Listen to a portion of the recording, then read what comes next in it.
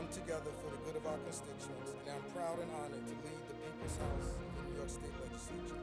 The health and protection of the human beings that live in our districts is our responsibility. Frederick Douglass's words for us today, I quote, "If there is no struggle, there is no progress." If you want equity to happen, then this is where it happens. All of us have a responsibility to the greater good. The House will come to order.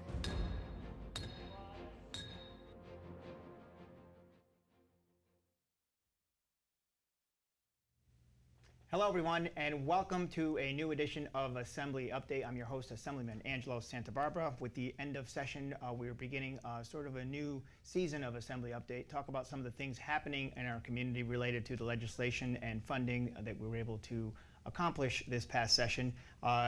Just recently, I was in the city of Schenectady, and very pleased to announce a new program that partners up utilizing the smart city technology that we've talked about for years and years in the city of Schenectady.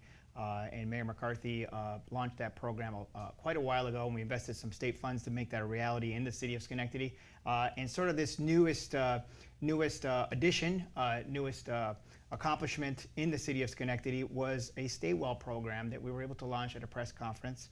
And joining me today, my guest is the CEO of Aeon Biosystems. We're going to talk about that program.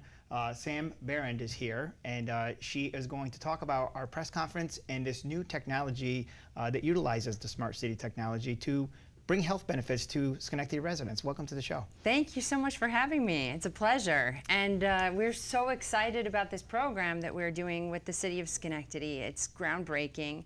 Thank you for all of your leadership in helping us get to this point with the grant. A lot of this is attributed to the grant funding that has been realized by the city of Schenectady for the Smart City program. But what we are doing is we're focusing on the city residents who are most at risk of infection, those residents who have cancer, who are suffering from chronic conditions that would put them at risk of infection. And through this, we're trying to reduce hospital readmissions, improve the quality of life in the city of Schenectady, and generate new revenue for the city and for the hospital system at the same time. That is a package that fits so well together, has so many aspects to it, and it delivers so many benefits to our community. As you said, the revenue generation, the partnership, the health benefits. And at the press conference, I was able to actually get fitted with one of the sort of test pilot subject with the sensor that actually takes temperature readings that are monitored.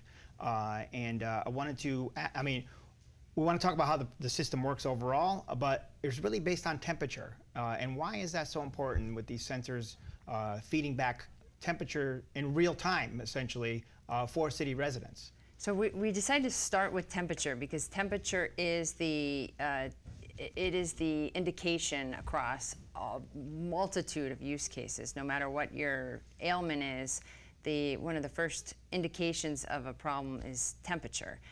And so for us, temperature is critical because the biggest problem that hospitals are facing right now are readmissions. And most of the readmissions in our hospitals are due to infection, due to sepsis. Sepsis is the largest cost driver for hospitals. It is one of the biggest killers in our country. And for patients with sepsis, for patients that are older, that have compromised immune system, with sepsis can be life-changing. So the sooner you can detect infection, literally by the hour, it's life-saving. It can improve a person's chance of beating this by 8%. So their chance of death increases by 8% for every hour that antibiotics are delayed.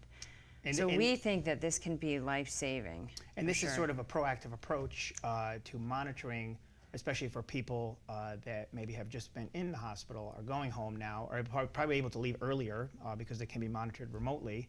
But also there's an aspect of sort of responding, first responders, enabling our first responders to sort of get ahead of issues before they become health issues, right? It's absolutely. I mean, the mayor's vision is that this would be an integral part of the city where residents would be ahead of the curve. They're not waiting until it's a critical event. They're seeing it. They're empowered by this device and by the connectivity with the city to call their doctor is informed. It's all interconnected.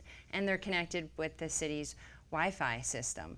One thing that makes us very excited is that on our journey home from Schenectady, last week we had a call from a patient who was using our device, who is a bone marrow transplant patient, who said that the data from the device compelled them to go to the hospital, and their doctors admitted them and gave them IV antibiotics because of their temperature that they were running. So we think that we can help many patients, just like this patient that we encountered last week, who can get ahead of infection, get infection before it turns deadly.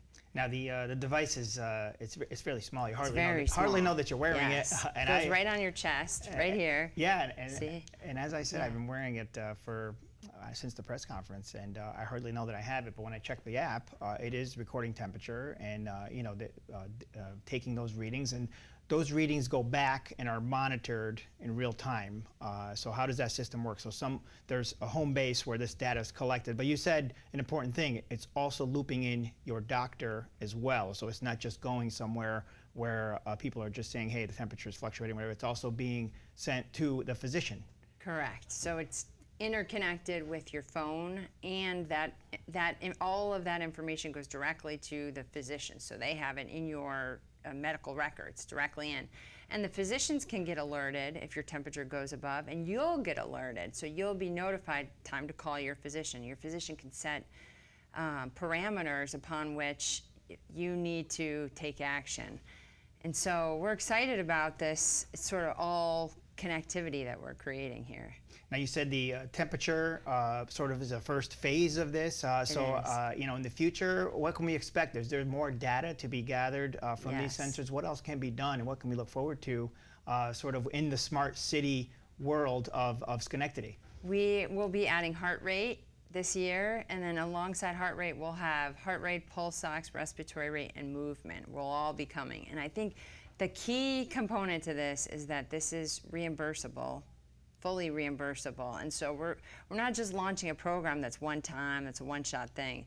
The plan is for this to be continuing, that a long-term program, because it's fully reimbursable through Medicare, Medicaid, private insurance. And so our hope is to expand this monitoring, get patients ahead of infection and deterioration, acute illness, and then add other capabilities as well that can improve the predictive abilities. And I think we said this at the press conference, it seems like something that's almost like futuristic out of a movie or something, but it's really happening. The smart city technology is what makes all this possible, but having these available now, really having that infrastructure in place is enabling products like this to be used in the city of Schenectady, really setting an example for other cities. The partnership you have with Schenectady, first of its kind? It is the first of its kind. It takes an innovative mayor, innovative state leadership to bring forward this.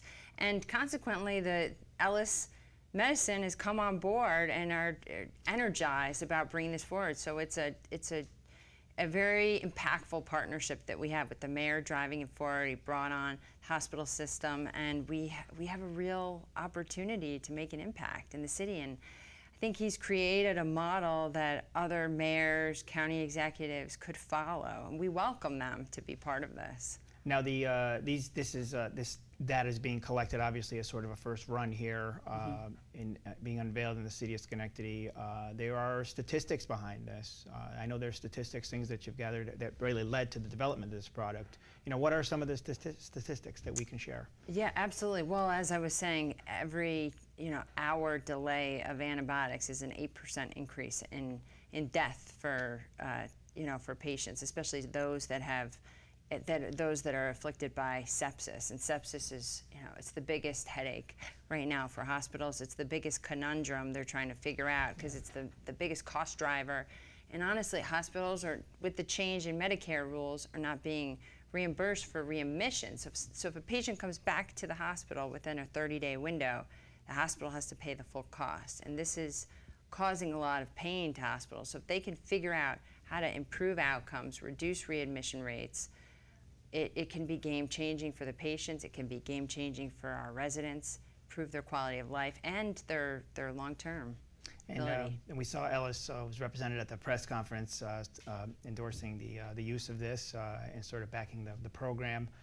They believe in it, and I think some of the other partnerships you're looking to form as well include Roswell Park as well. Roswell Park, we are working with Roswell Park's cancer center that is part of Ellis. They're affiliated with Ellis Hospital, so that is where we're deploying first within Ellis.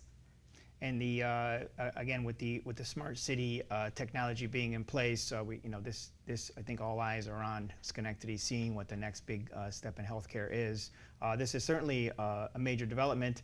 Just as a little background, what led you to do this? How did you develop the technology, and what steered you in this direction to bring it and connect it in the city of Schenectady? During COVID, I joined this company at the beginning of COVID and saw where the world was going alongside our founder, who's visionary, is a brain surgeon, Pete Cosentino. And we saw that where the world was going for healthcare, and that it was no longer in the hospital. It was all about connecting people from home to their medical, to their healthcare teams, and how can you get them all in alignment and bring healthcare there, because being in the hospital was not the solution anymore.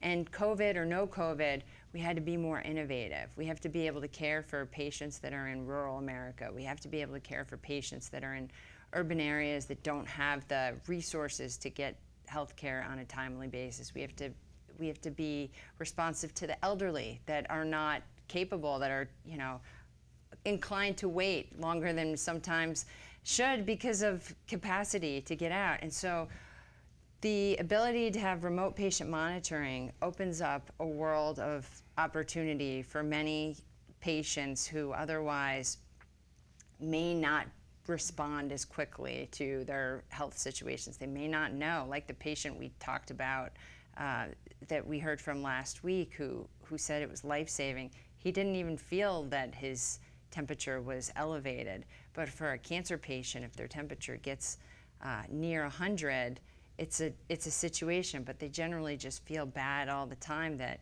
they don't take the time to actually take their temperature. It could be easily missed, Yeah. and having constant monitoring the temperature, I think will make a difference. I think everybody is in agreement on that. This is it's available for anybody that wants to use it, but it really can target those vulnerable populations, as you're talking about, that may have issues where monitoring the temperature and some other vitals may really be beneficial. Yes. And I look forward to seeing more of this, hearing more. Do you have some contact information, a website that we can share so people absolutely. So the website for people to go to is info@AION Biosystems. So it's info@AIONBiosystems.com. And we would welcome people to reach out and provide, if they have ideas, if they want us to bring this to their town or community leaders we're reaching out to, particularly for the city of Schenectady.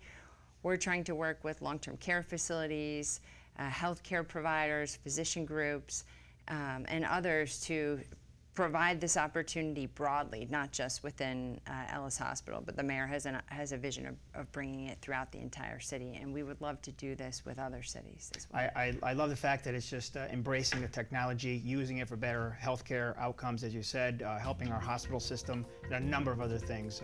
I want to thank you for being on the show. For more information on the press conference, you can visit my Facebook page under Assemblyman Angelo Santabarbara. We do have a video of that.